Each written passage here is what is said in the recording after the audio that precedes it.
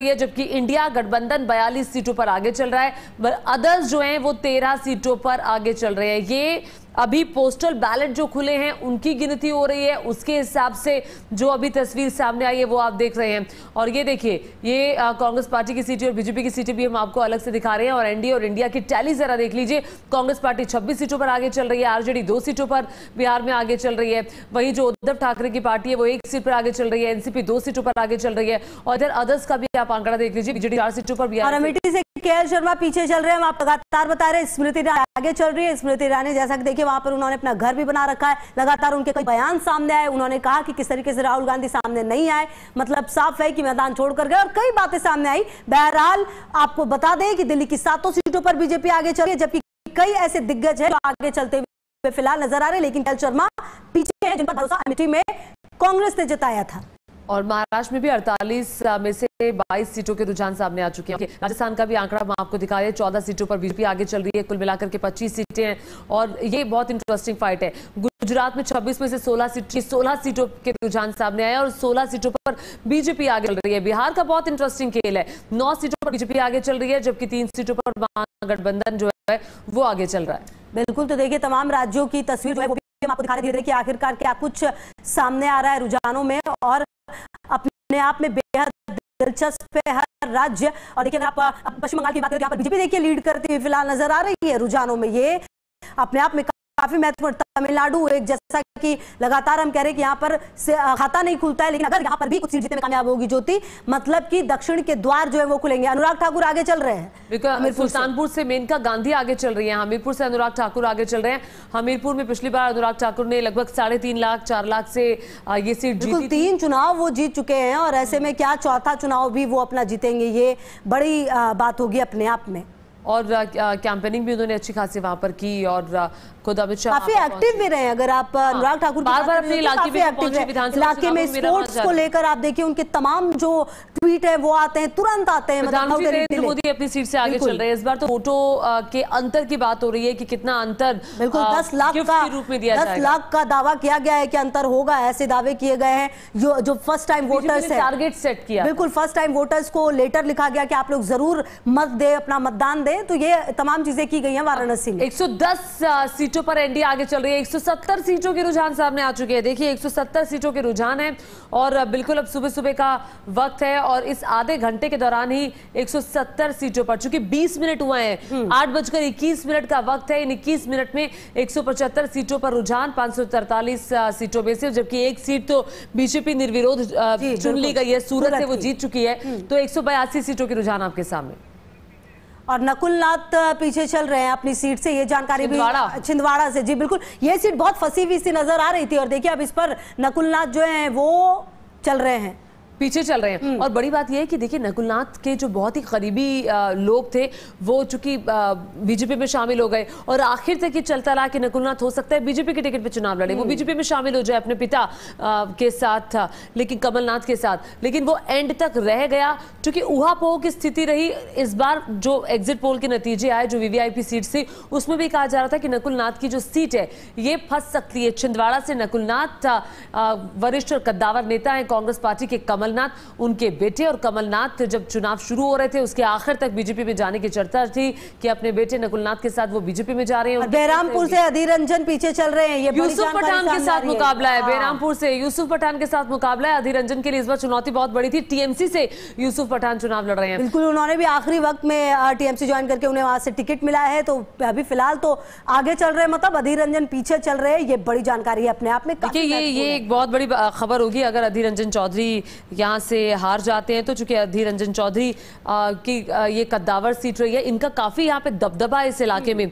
अधीर रंजन चौधरी का इसमें कोई दो राय नहीं है। अच्छा, काराकाट से उपेंद्र कुशवाहा आगे चल रहे हैं, आप देखिए ये भी खास है अपने आप में। एक तरफ अधीर रंजन पीछे चल रहे बेरामपुर से, और उपेंद्र कुशवाहा के बारे में भी जानकारी सामने आ रही है, आगे चल रहे काराकाट से। 2019 की सीट अधीर रंजन चौधरी ने जीती थी, लेकिन इस बार उनके लिए चुनौती यूसुफ पठान, चूंकि एक चर्चित चेहरे यूसुफ पठान पूर्व क्रिकेटर रह चुके हैं। टीएमसी चर्चित चेहरों पे अक्सर दाव लगाती है, तो उनके समर्थन में यूसुफ पठान भी आए थे। आप देखिए यूसुफ पठान जिनकी काफी ज्यादा दबदबा रहा है, इंडियन टीम में खेले हैं काफी लंबे समय तक, और अभी भी नजर आते हैं, तो वो भी आए थे, उन्होंने साथ दिया था, साथ साथ रैलियां भी की थी। इरफान पठान जो उनके भाई हैं यूसुफ पठान के, उन्होंने। ठीक है, ये बदायूं से की तस्वीर भी हम आपको दिखा रहे हैं। बहरामपुर से अधीर रंजन चौधरी पीछे चल रहे हैं। और देखिए उत्तराखंड में 5 में से 4 जो सीटों के रुझान, मथुरा से हेमा मालिनी आगे चल रही है ज्योति।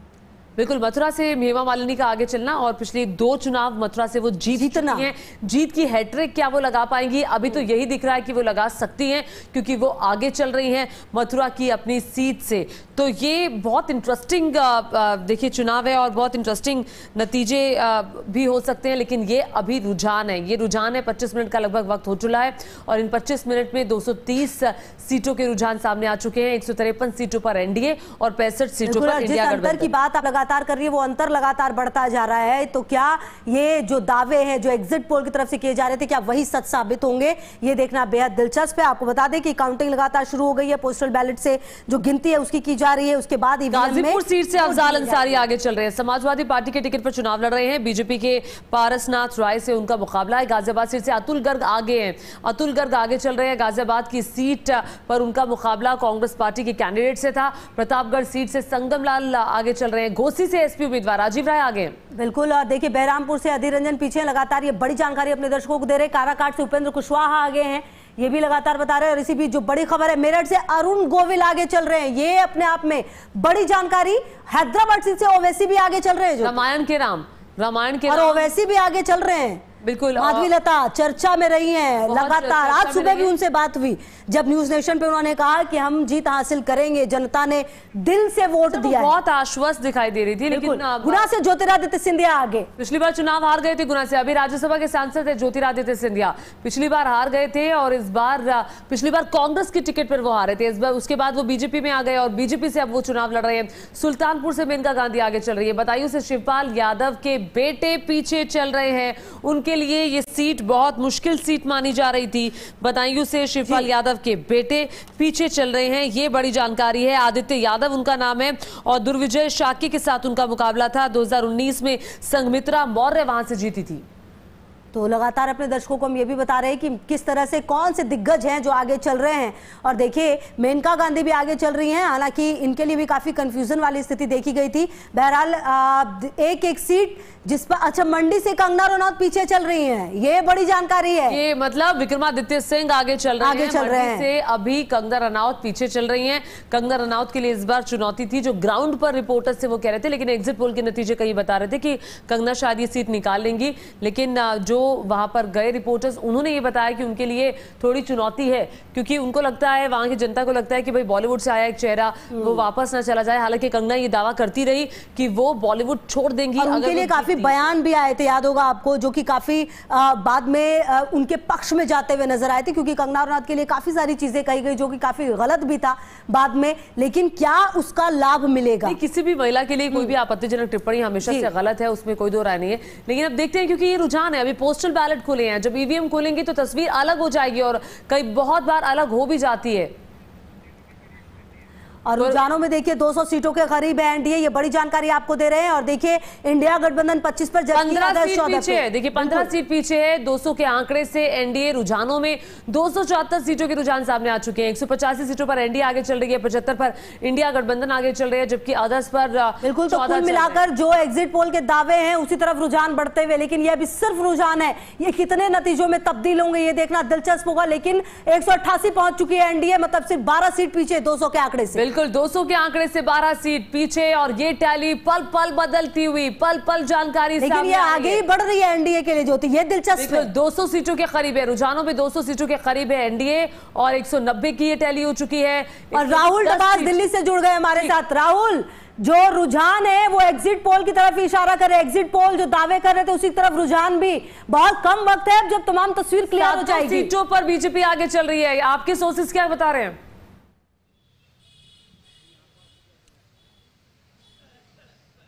देखिए निश्चित तौर से अभी सिर्फ रुझान है और जो शुरुआती आधा पौना घंटा होता है, लगभग 40 मिनट मान के चलिए, वो बैलेट बॉक्स का होता है। यानी बैलेट के जरिए जो पैरामिलिट्री फोर्सेस हैं, इंडियन आर्मी है, इलेक्शन कमीशन के अंडर काम करने वाले तमाम जो टीचर्स हैं, उनके वोटर्स को काउंट किया जाता है। यानी अब मान के चलिए कि 8:30 बजने वाले हैं।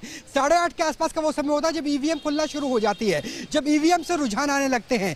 पहले 2-3 राउंड की काउंटिंग होती है। तो निश्चित तौर पर आने वाले 1-1.5 घंटा काफी ज्यादा क्रूशियल होने वाला पड़ा है, लेकिन जो आधे घंटे के रुझान आए हैं तो ये मान के चलिए कि जो गवर्नमेंट सर्वेंट खासतौर पे टीचर्स हैं, जो सीनियर सिटीजन्स हैं, जो पैरामिलिट्री और मिलिट्री फोर्सेस के जवान हैं, पुलिसकर्मी हैं, उनका मतदान अभी तक काउंट हुआ है। और यानी अगर भारतीय सेना और अर्धसैनिक बलों की बात माने, उनके वोटर्स को देखें तो वो काफ़ी हद तक बीजेपी के पक्ष में अभी तक नजर आ रहा है। लेकिन जब तक 5-6 राउंड की गिनती नहीं हो जाती तब तक कुछ भी कहना जल्दबाजी होगा। जी ठीक है, 5-6 राउंड की गिनती जब तक नहीं हो जाती तब तक कहना कुछ भी जल्दबाजी होगी।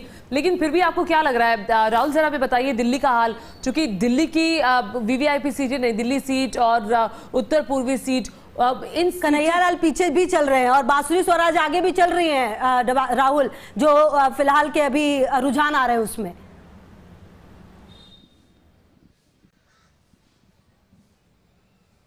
देखिए, अगर बांसुरी स्वराज की बात करें, मैं इस वक्त नई दिल्ली इलाके में मौजूद हूं। मेरे ठीक पीछे काउंटिंग सेंटर भी है जहां काउंटिंग चल रही है। और ये सेंट्रल दिल्ली का इलाका ऐसा है जहां पे जो गवर्नमेंट सर्वेंट है, सेंट्रल ऑफिसर्स है, उनका बड़ा मतदान होता है।